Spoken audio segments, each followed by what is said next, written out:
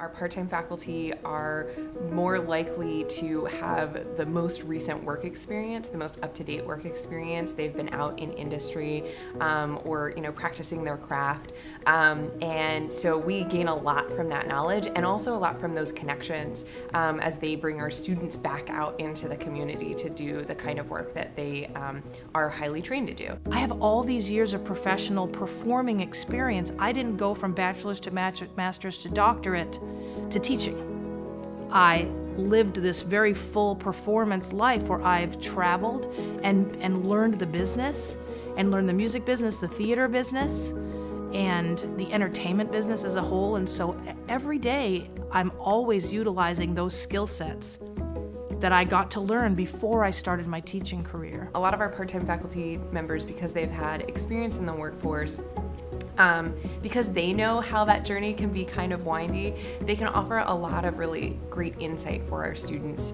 to help them, find their pathway and understand what the kind of challenges and bumps along the way might be. When you get into college, you get very focused on this semester and surviving this semester, and then you graduate and you're like, okay, now what do I do?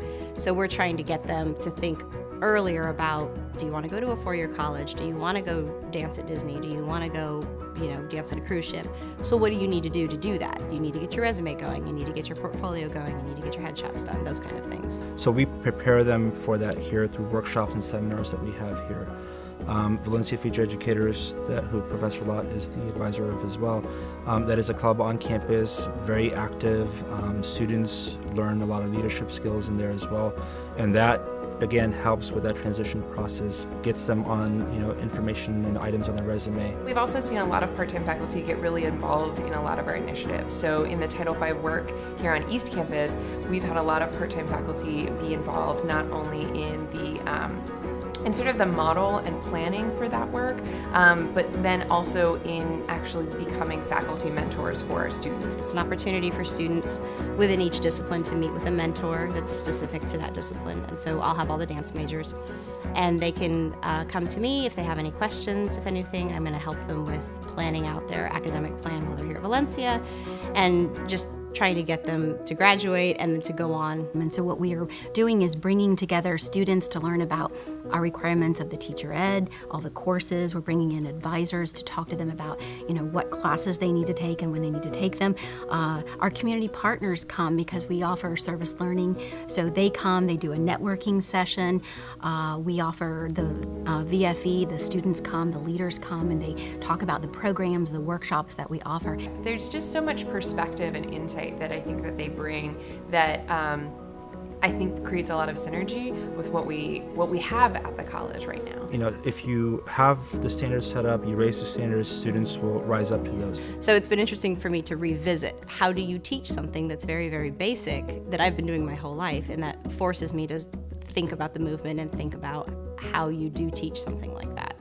And I don't just stick my feet in the ground and say, all right, curriculum or nothing, people.